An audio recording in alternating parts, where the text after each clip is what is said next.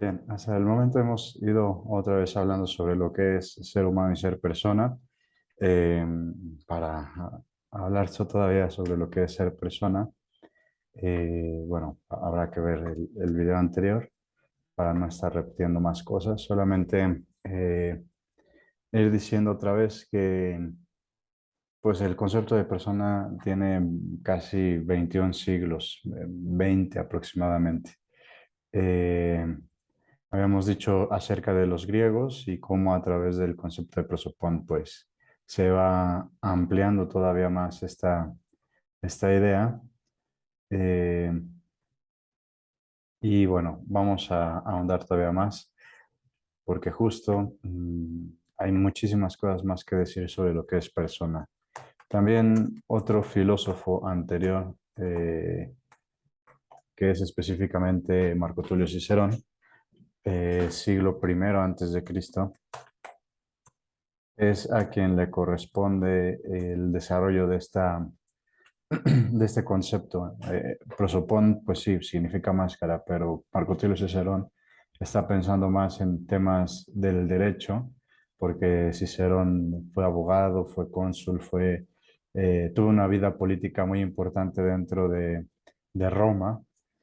Todavía no se constituía como tal como el Imperio Romano, estaba a punto de desarrollarse, pero a Cicerón le toca toda una transición bastante importante y gracias a esta situación, pues tiene que estar reflexionando muchísimo sobre el papel de cómo cada uno de los chives o quibes, es decir, cada uno de los ciudadanos, pues tiene realmente una responsabilidad ante el Estado y para ello pues desarrolla la palabra persona que viene del latín per sonare, per que significa por o también significa de alguna manera sobre y sonare pues significa sonar.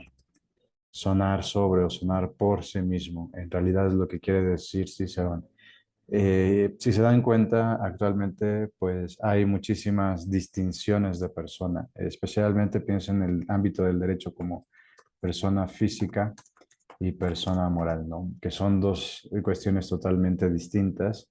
Cuando se habla de persona moral, pues obviamente se están hablando de instituciones, se están hablando de empresas, de asociaciones civiles, de organizaciones de la sociedad civil, de institutos, instituciones de asistencia privada, de muchísimas cosas, pero como tal no son personas. Lo que está pensando como tal Cicerón es especialmente las personas físicas, que es lo que realmente corresponde.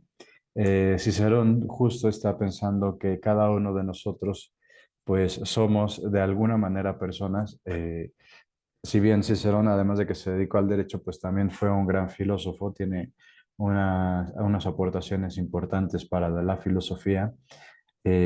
Algunos consideran que es un filósofo muy malo, pero bueno, tiene algunas cuestiones interesantes, especialmente el concepto de persona. Y en realidad Cicerón no lo desarrolla tanto, no tiene una profundidad sobre el concepto, específicamente una profundidad filosófica, solamente tiene una profundidad desde el ámbito del derecho, porque justamente eso era lo que le interesaba a Cicerón.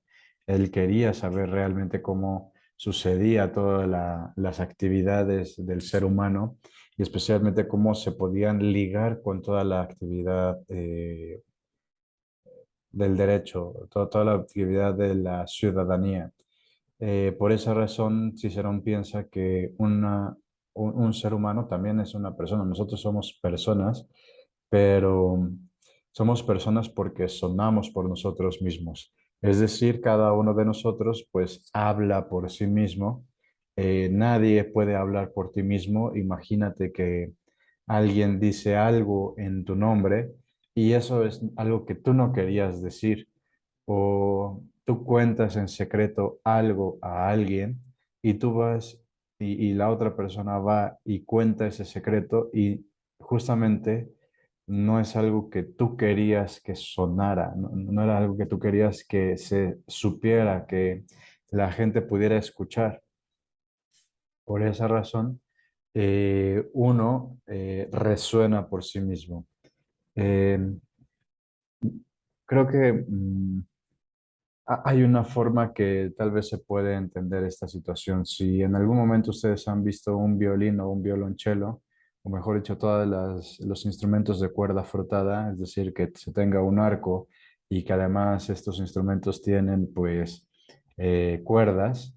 En el caso de la guitarra, pues no es un instrumento de cuerda frotada porque en realidad se utilizan los dedos, pero casi es semejante.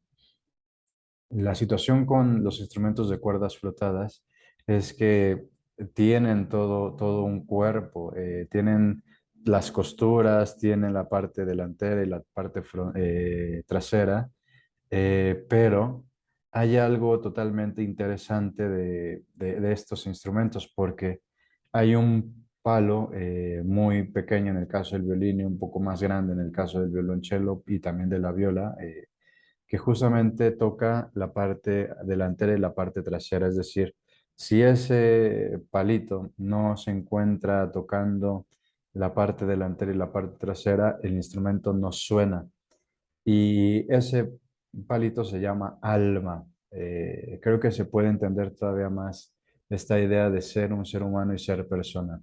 Cuando hablábamos de ser humano, estábamos diciendo que el ser humano tiene cuerpo, o sea, nosotros somos cuerpo, y además también somos alma, somos cuerpo y somos alma, somos las dos cosas al mismo tiempo.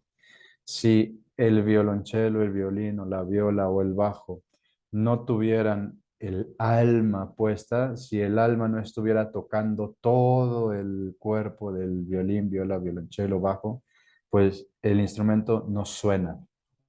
Eh, pero en el momento en el cual el alma es puesta y además no cualquiera lo puede poner, sino que el alma lo tiene que poner el luthier, eh, pues justamente porque sabe dónde tiene que ir.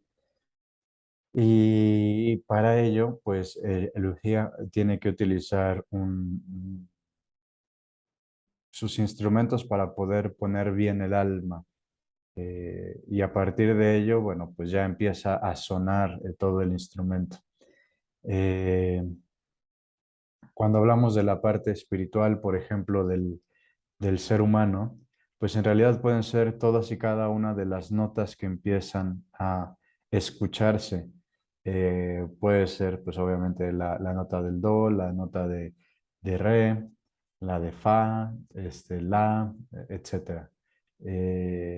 Pero hay algo muy interesante todavía más, que si bien pues podemos tener muchísimos violonchelos, o muchísimos violines o violas o bajos. Pero dependiendo del instrumento, es decir, dependiendo de cada una de las almas, de cada uno de los puentes, de cada uno de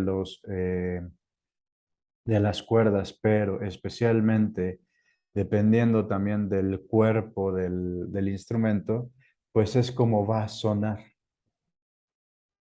Todos los instrumentos suenan de manera distinta.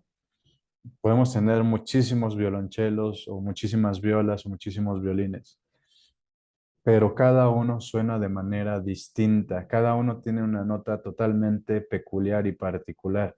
Obviamente, si alguien no está acostumbrado a escuchar este tipo de instrumentos, pues nunca va a notar la diferencia.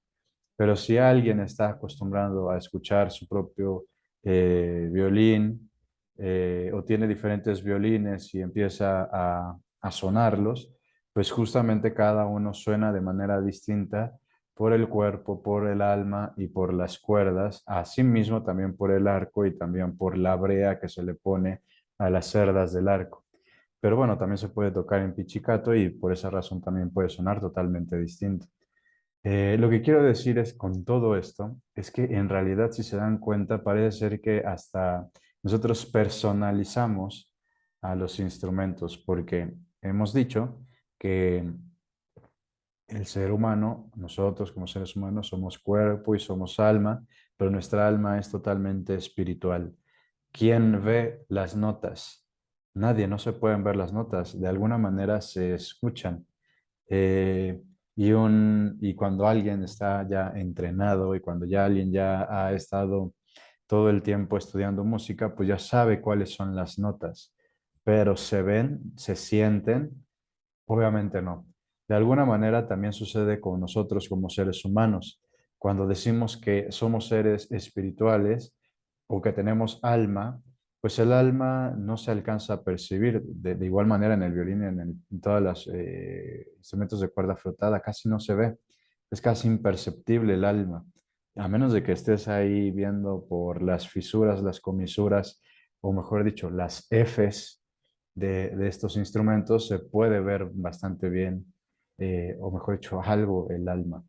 Pero cuando decimos que nosotros como seres humanos somos seres espirituales, es justamente por la inteligencia y la voluntad. Nadie ve la inteligencia y la voluntad. Por más que muchos médicos cirujanos puedan abrir la tapa de la cabeza y vean el cerebro, nadie ve pensamientos, ve el cerebro. Y muchísimo menos ve las conexiones sinápticas, nadie ve las neuronas. Lo único que vemos es el órgano del cerebro, pero no vemos el pensamiento, no vemos la voluntad, pero de alguna manera como que lo intuimos, hay algo que nos hace ver que sí existe ese pensamiento, esa voluntad, esas emociones. Por más que tal vez abran el cerebro y vayan hacia la parte del hipotálamo, pues tampoco van a poder encontrar toda la parte, o nunca van a encontrar toda la parte de las emociones o de la emotividad.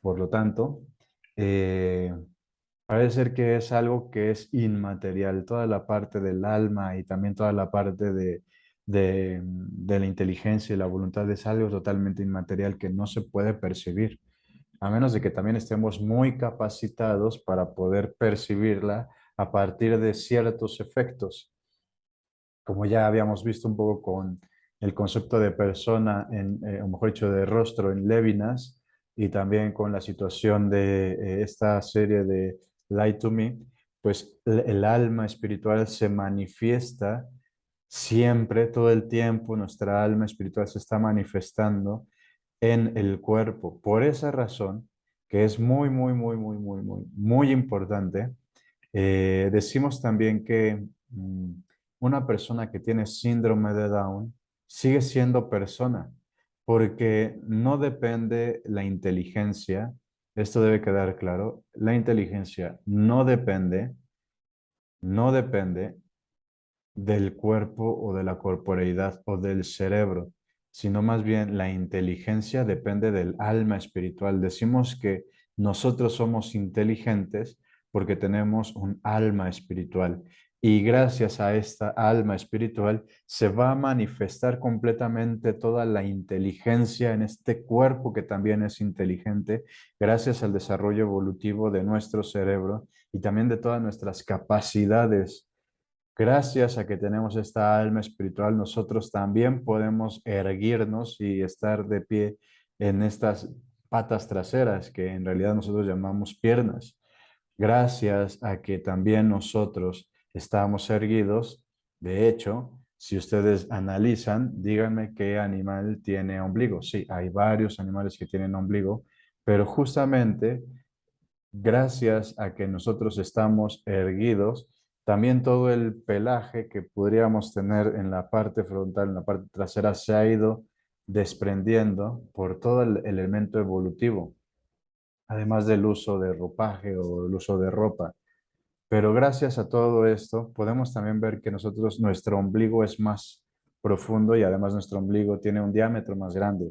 Sí, todos los animales mamíferos y específicamente los mamíferos que son placentarios, pues sí, tienen ombligo, pero por ejemplo, si ustedes analizan o tratan de buscar el ombligo de un perrito, pues es muy, muy, muy, muy, muy pequeña la cicatriz. Pero nosotros, gracias a que también nos erguimos y que también tenemos toda esta capacidad intelectual, pues hace referencia específicamente a nuestra relación con otras personas. El ombligo apunta hacia adentro, es decir, apunta hacia toda una interioridad que nosotros tenemos gracias a la vida espiritual, gracias a la vida intelectual y a la vida volitiva y a la vida de las emociones, pero pues obviamente ese ombligo nos recuerda que nosotros no somos autosuficientes y que nosotros no nos hemos autohecho. Sí nos autodeterminamos, pero nosotros no nos hemos autofabricado o tampoco nos hemos eh, concebido a nosotros mismos. Nadie en este planeta Tierra, y menos desde hace muchísimos siglos y todas las culturas, y menos todos los que vendrán, han querido venir a vivir. Nadie sabe o nadie quiso vivir en el siglo XXI o siglo XX, dependiendo, y además nadie quiso vivir tal vez o nacer en Ciudad de México, Puebla, Tijuana o donde sea, ¿no? Porque justamente tenemos una dependencia hacia las demás personas. Si se dan cuenta, aquí estamos hablando de la relación. Antes habíamos hablado del accidente de cantidad, que es lo que nos permite ir determinando como un accidente importante para que se pueda dar la sustancia. En el elemento de la cualidad, pues hay muchísimas cosas que podríamos decir. Podría ser que somos mexicanos o que en realidad pertenecemos a otra nacionalidad o que tenemos doble nacionalidad, que además uno nació tal vez en Tlaxcala, otra persona nació en Veracruz. Ahí hay cierto tipo de cualidades. También otros tipos de cualidades, pues son las carreras que ustedes están estudiando. Pero ahora con la idea del ombligo, en realidad estamos hablando de, del accidente de relación. Estamos totalmente relacionados y dependientes en algún sentido de unas personas que nosotros llamamos padres. Yo no me entendería a mí mismo como hijo si no entendiera que existen dos seres que en el caso del amor, como veremos después, también han procreado a un nuevo ser. Y además, gracias a esta alma intelectual, nosotros también vamos desarrollando otras cosas, como es el caso de que nuestro pulgar está totalmente separado. ¿Por qué digo todo esto? Porque hay muchas teorías también dentro del ámbito de la antropología y hay uno específicamente que se dedica al materialismo. ¿Qué dice el materialismo? Específicamente que todo es materia. Es decir, todo lo que yo hasta ahorita he dicho de que también somos seres espirituales o almas espirituales, pues eso para gente materialista, pues dice que es un sinsentido, que son tonterías, porque no se puede demostrar. Si nos vamos otra vez al ámbito del cientificismo, con todo lo que hemos empezado las clases, ya debe quedar claro que cuando hablamos de ciencia no estamos refiriéndonos al método experimental. Cuando hablamos de ciencia estamos hablando específicamente de una virtud intelectual, pero también la capacidad de conocer. Recuerden con Platón que habla de una situación que se conoce como episteme y que el episteme es especialmente la ciencia. Y cuando Platón habla del episteme como ciencia, o mejor dicho, cuando Platón habla de la ciencia, se refiere específicamente a la filosofía.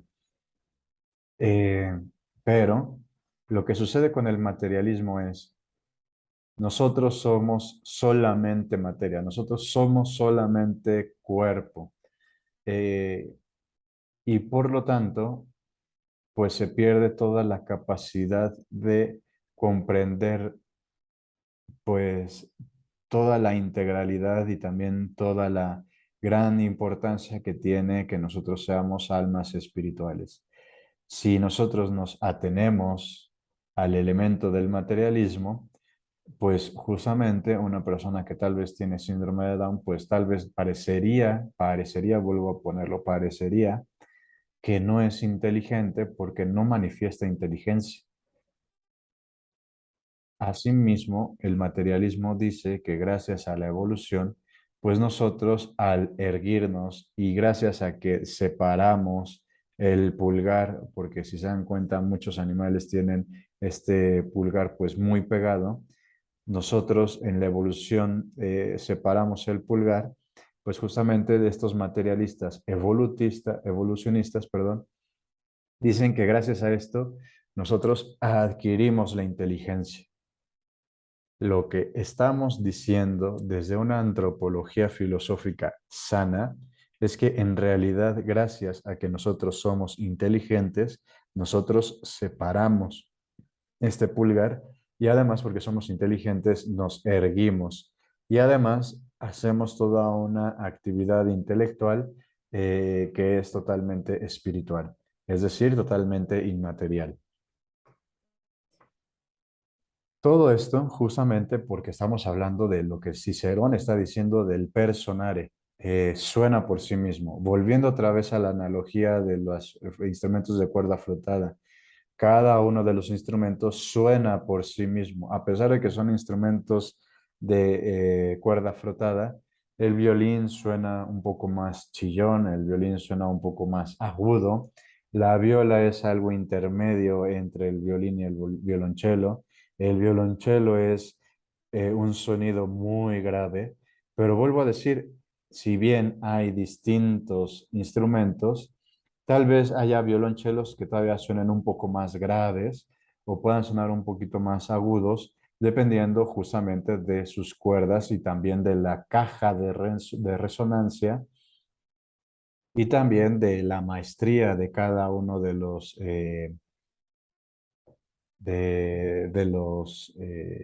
que ejecutan, de los violonchelistas o los violinistas, de los músicos. Por lo tanto, volviendo otra vez, ¿no?, al concepto de persona, cada uno de nosotros es distinto. Sí, obviamente tenemos una materialidad, somos una corporeidad, que esta corporeidad es totalmente distinta. Cada uno de nosotros tiene genes, un código genético, un ADN totalmente distinto, a menos de que haya volviendo otra vez a los temas de bioética, pues una clonación. Ahí, por ejemplo, lo que si nosotros aceptáramos una teoría totalmente materialista, pues parecería ser que ese ser clonado sería lo mismo, tendría que haber vivido lo mismo que nosotros, debería tener los mismos padres, debería haber nacido también en el mismo día, mes, año, en el mismo lugar, las mismas experiencias, debería pensar de la misma manera hasta el momento en el cual tenga los mismos años. Pero si aceptamos esta visión totalmente materialista, pues eso es lo que debería suceder. Pero la realidad es tan grande, la realidad excede esta ideología, que justamente lo que sucede es que si hubiera, porque apenas están también tratando de hacer clonaciones con seres humanos y parece ser que en Inglaterra ya hay como un cierto avance, aunque también la legislación internacional y específicamente de Inglaterra dice que no se puede hacer. A pesar de eso, ya hay ciertos avances en Inglaterra, pero lo que sucede con una visión de antropología sana es que gracias a que ese nuevo ser, a pesar de que tiene el mismo código genético que yo, no tiene la misma o el mismo alma espiritual que yo tengo. Por lo tanto, todas las experiencias, toda la vida interior, toda la vida que ese ser está pensando, van a ser totalmente distintos. Si yo me he dedicado, por ejemplo, a todo el tema de la filosofía, de la industria 4.0, del desarrollo sostenible, de la seguridad nacional, pues seguramente podría ser que ese ser pues pueda ser plomero, y no por desprestigiar, pero justamente sabrán que en Europa la gente que se dedica a la plomería pues, o a la cerrajería gana igual que cualquier profesionista. Una persona que pierde sus llaves, uno puede aquí ir a México, en México, y tal vez te cobran 100, 200 pesos para que puedan abrirte la casa. Pero si tú pierdes tus llaves en Francia o en Alemania, te sale más de 20,000 pesos, una cosa así. Solamente aquí está mal visto.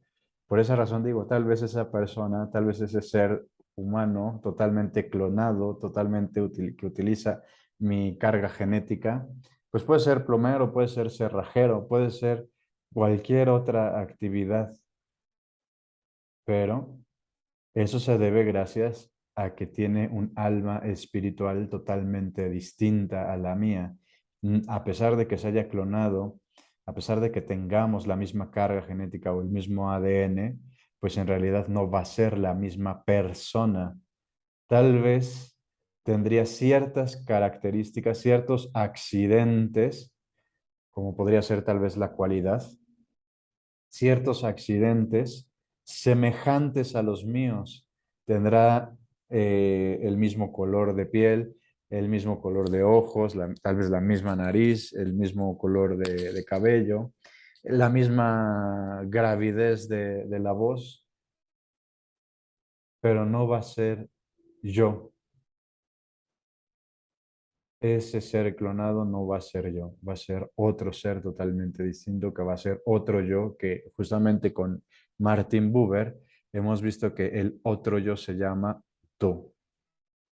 Eh, por esa situación, esta idea que dice Marco Tulio Cicerón sobre la persona es que justamente suena por sí mismo, pero solamente la idea de que suena por sí mismo es la situación de que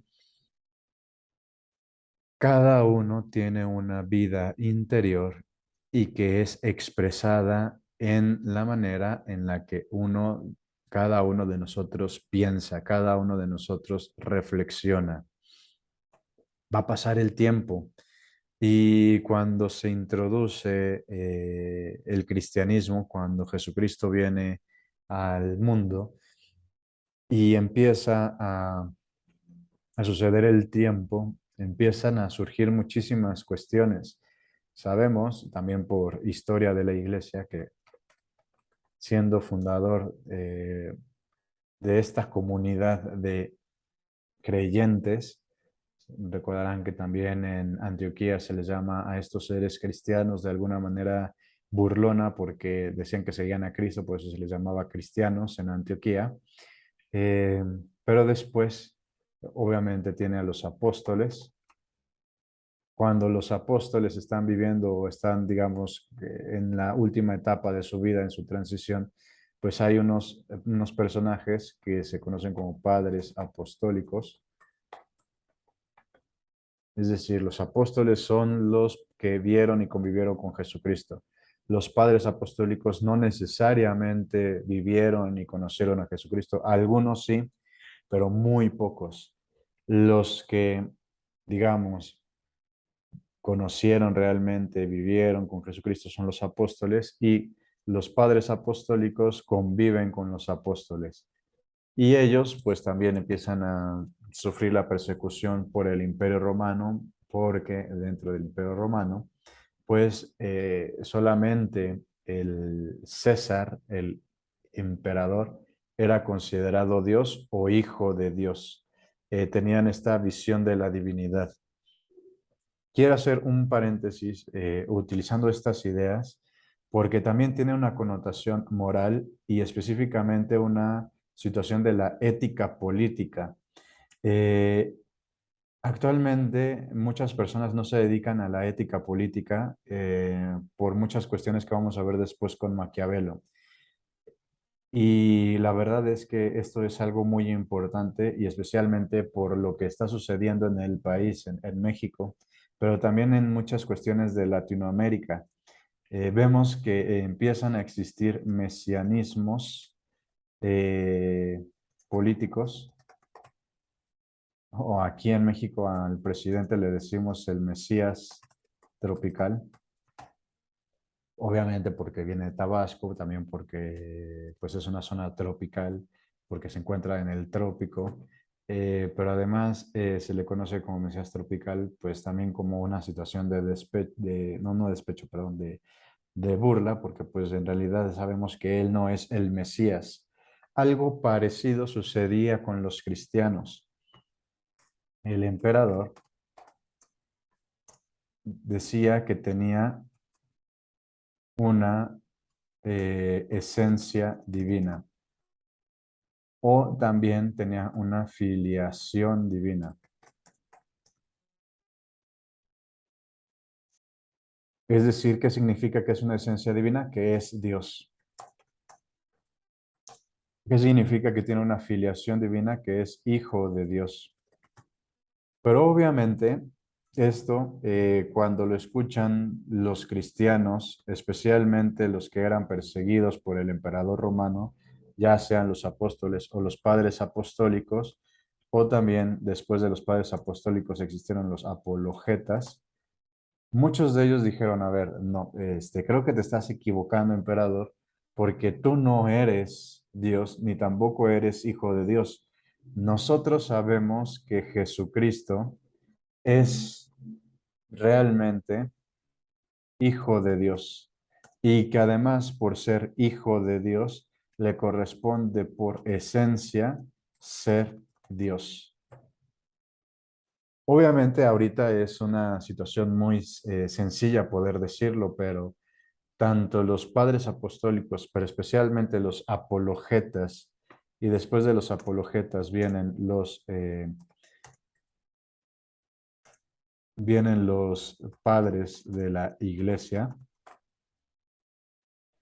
Todos ellos empezaron a utilizar los conceptos de los griegos, es decir, a Platón, a Aristóteles, especialmente estos dos grandes filósofos. Y si ustedes recuerdan, la palabra que utilizaban los griegos en griego antiguo para hablar de esencia es usía, que nosotros hemos utilizado la palabra usía para hablar de substancia. Es decir, hay una substancia divina, hay solamente un ser divino, hay solamente un ser que tiene la esencia divina. Y como solamente existe un solo ser, no eres tú emperador porque tu esencia es solamente de ser humano. Hay un ser que es verdadero Dios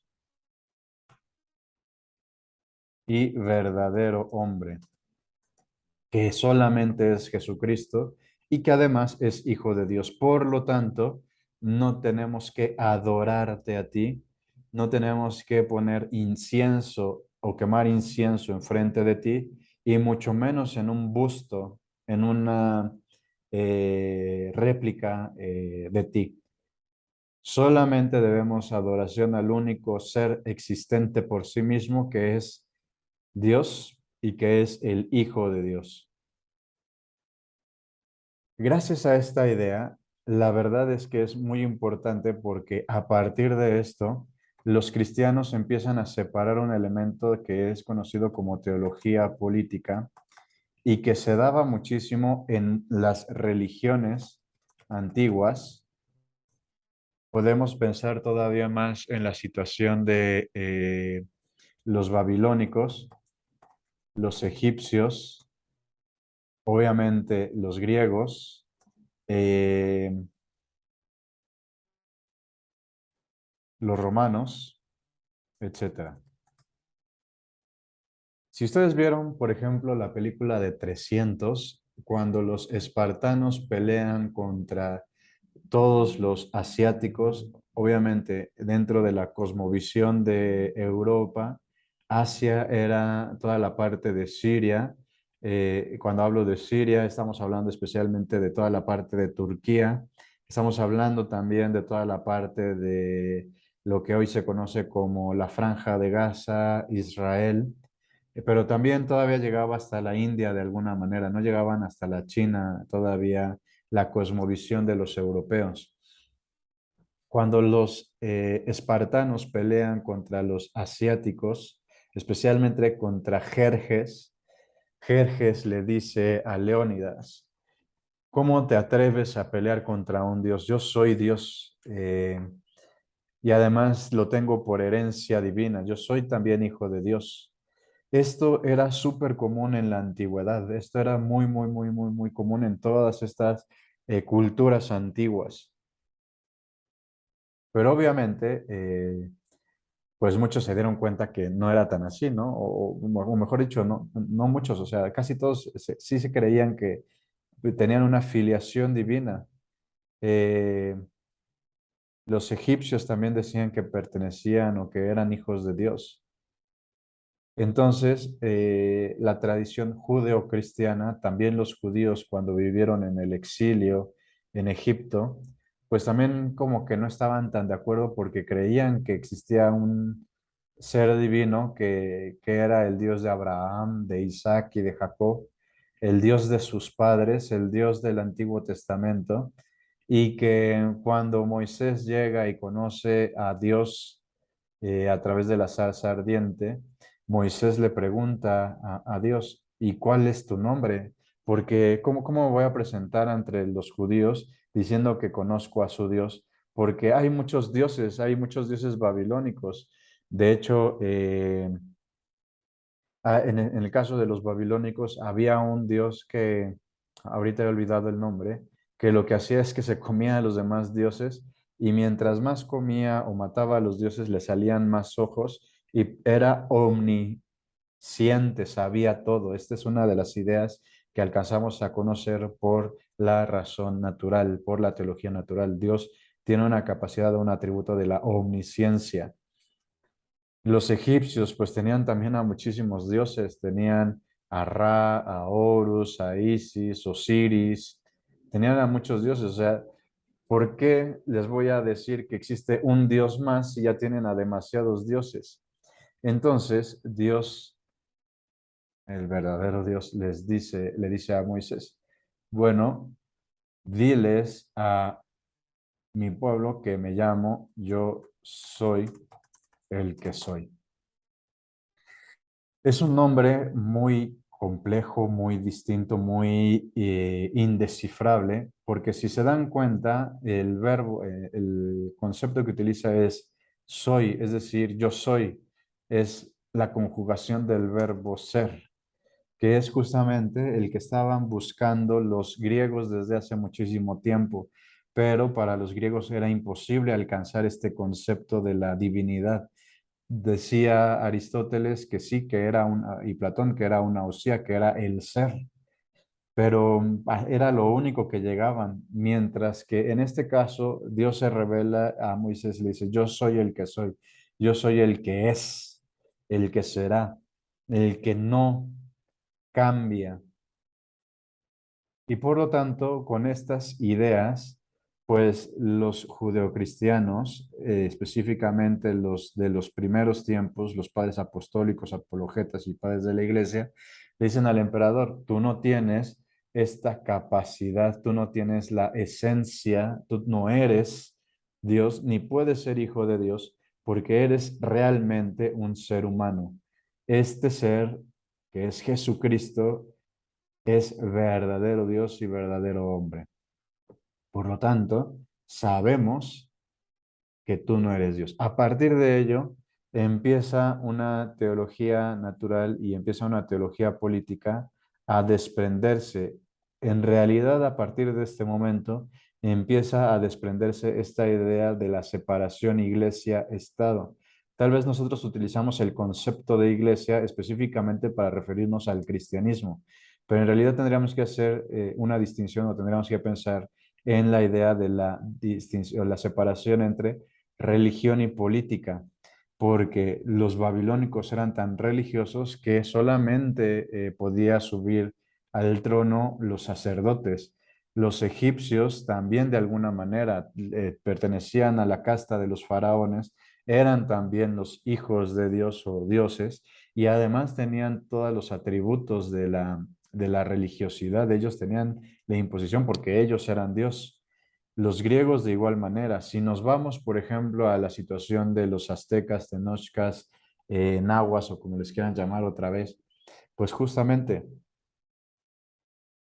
Moctezuma, pues justamente era un ser totalmente religioso, era sacerdote de los nahuas y además era el Huey Tlatoani, el que tenía, Tla significa aquella cosa, Toa que significa hablar, Huey significa el grande, el que tiene la gran palabra. Solamente el que gobernaba tenía la posibilidad de tener la palabra y la gran palabra. Eh, pero justamente ahí había una relación de la religiosidad y también del elemento de la gobernanza, porque era sumamente religioso. Moctezuma creía que iba a venir otra vez Quetzalcóatl o Huitzilopochtli, dependiendo de la cosmovisión. En realidad son dos dioses totalmente distintos, pero hay veces que no queda claro si era Quetzalcóatl o Huitzilopochtli. Y por esa razón acepta que llegara Hernán Cortés porque creía que era Dios, porque creía que era Quetzalcóatl o Huitzilopochtli. específicamente Huitzilopochtli, por la barba roja y así.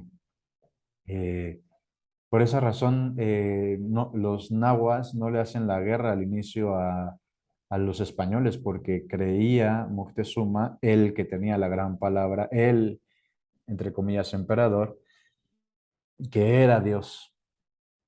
Obviamente, Hernán Cortés, siendo católico, dice, no, a ver, no soy Dios, venimos de otro lugar, venimos más allá de las aguas, de más allá de los mares, y allá está el rey, que también es un ser humano. Y entonces, en la cosmovisión y en el pensamiento de todos los nahuas decían, es que más allá del mar, más allá del agua, en realidad están algo así como en Tolkien, en El Señor de los Anillos, ahora en Los Anillos del Poder, en el Silmarillion. Más allá de las aguas están las tierras imperecederas, más allá está la tierra de la inmortalidad. Y si ellos vienen del más allá, si vienen de las tierras de la inmortalidad y de la tierra imperecedera, por lo tanto, ese que dicen que es el rey, por lo tanto es el ser supremo como Ometeotl, que Ometeotl es uno de los seres que no se hablan tanto porque era como el ser supremo de todos los demás dioses. Quetzalcóatl, Huitzilopochtli, Tezcatlipoca, Tlaloc, se quedan cortos con Ometeotl, porque Ometeotl también es el Tloquenahuaque, el dios que está aquí y allá, el dios que está en las cercanías y en las lejanías. Y por lo tanto vemos cómo el ámbito de la religiosidad pues invade también el ámbito de la política.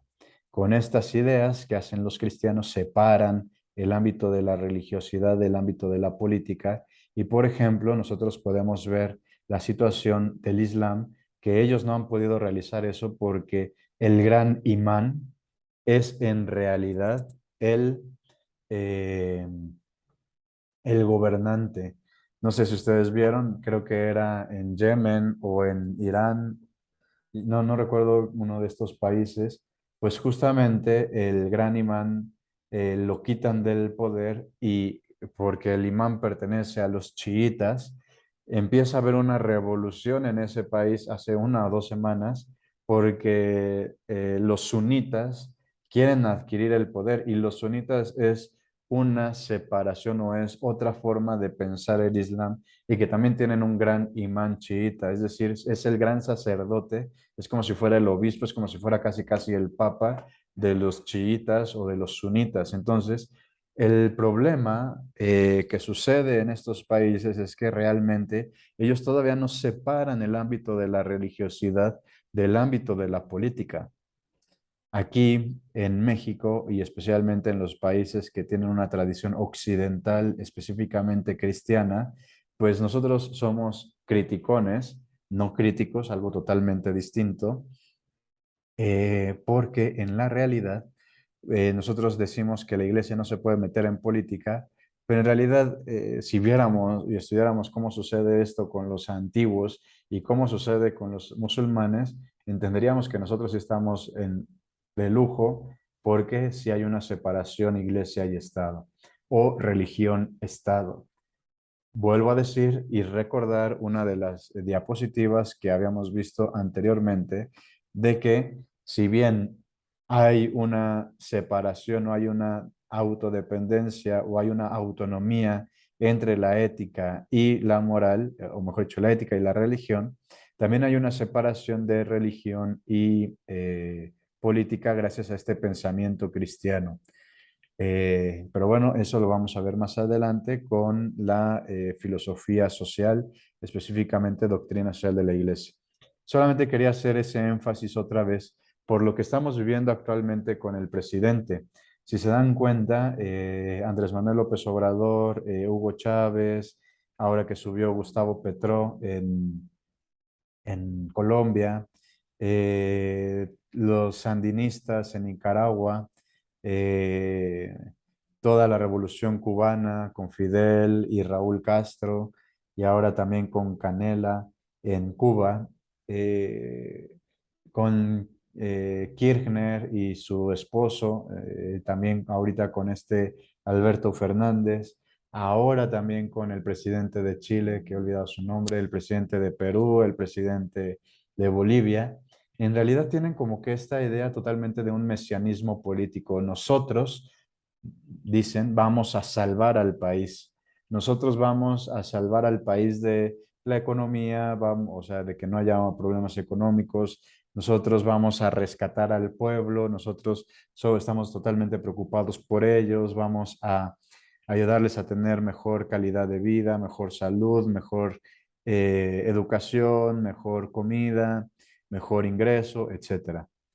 En realidad, si volvemos a pensar desde esta manera cristiana, volviendo otra vez a pensar desde este elemento, de esta situación de que Jesucristo es verdadero Dios y verdadero hombre, que también es el verdadero Salvador, en realidad tendríamos que saber que eso es imposible, que para todos estos políticos, ellos no vienen a salvar a absolutamente nadie y que además no tienen que ser tratados como dioses. Si vieron, porque me queda claro que hay veces que no ven las noticias, pues el presidente Andrés Manuel López Obrador pues es ensalzado y es puesto como si realmente fuera un ser supremo, como si fuera realmente Dios. Lo que dice el presidente es como si fuera Vox Dei, como si fuera la voz de Dios mismo, y todos los demás políticos de Morena repiten lo mismo, hasta la misma forma en la cual habla el presidente, con las mismas pausas, con las mismas muletillas, etcétera. Entonces, esto lo que nos quiere ir diciendo de alguna manera es que pues hay alguien que es Dios que justamente elimina todas estas partes de una teología política. Pero ¿qué tiene que ver todo esto con la idea de ser persona? Tiene que ver especialmente porque Tertuliano, un teólogo del siglo segundo después de Cristo, va a recuperar esta palabra de que utilizó este Marco Tulio Cicerón sobre el concepto de persona y justo va a decir que en realidad existe un ser divino, existe una divinidad, los cristianos creen en una divinidad, pero que son tres personas divinas. Eh, los emperadores persiguieron al cristianismo porque el argumento de los emperadores era, los cristianos son ateos, los cristianos son no creyentes. ¿Y por qué no son creyentes? Porque no me deben obediencia, porque no me adoran, porque no están dispuestos a aventar el incienso enfrente del fuego que está enfrente de mí o enfrente del busto. Y entonces todos los cristianos, o mejor dicho, algunos cristianos empezaron a reflexionar, empezaron a utilizar los argumentos griegos para poder hablar de que realmente son creyentes y que no son ateos. Son creyentes porque creen en un ser divino, en una usía divina, pero que creen en tres personas. A esto en griego se le conoce como hipóstasis. Aquí está. O sea, hay tres hipóstasis divinas. Entonces, a partir de ello, lo que empieza a suceder dentro de toda la reflexión filosófica y teológica es que en realidad hay personas divinas, pero además hay personas angelicales y hay personas humanas. Por eso no hay redundancia en decir que nosotros somos personas humanas. De hecho, es más correcto, es lo correcto decir que yo soy una persona humana y no que soy solamente un ser humano. Va a pasar el tiempo y en el siglo sexto después de Cristo, Manlio, Torcuato, Severo, Boecio, más conocido por los cuates como Boecio, va a dar la definición de persona que no lo dio Tertuliano y va a decir Boecio que ser persona o la definición de persona es substancia individual de naturaleza racional. hasta este momento ya se deben dar cuenta que ya hay muchísimos conceptos que nosotros hemos ido desarrollando durante toda la clase, aunque son conceptos de antropología filosófica, que yo espero que también recuerden de sus clases pasadas. En realidad esto nos puede ayudar para poder entender todavía la responsabilidad que tenemos dentro de la moralidad. Ya hemos hablado de lo que es sustancia, sustancia y accidentes. Ya de alguna manera también hemos hablado de la naturaleza y ya de alguna manera también hemos hablado de lo que es racional. Solamente lo único que nos hace falta es definir lo que es individual, pero va a pasar el tiempo, Manlio Torquato Seveiro Boecio da la definición, sí profundiza en ella, pero van a pasar otros siglos, siglo XII, especialmente siglo XIII en realidad, con Santo Tomás de Aquino, que define y va a definir todavía con mayor profundidad esta situación de qué significa ser sustancia individual de naturaleza racional. Y ahora sí vamos a poder entender qué es ser persona y cómo se relaciona específicamente con todos los elementos de la moralidad. Muy bien, esto lo dejo hasta aquí y nos vemos el lunes.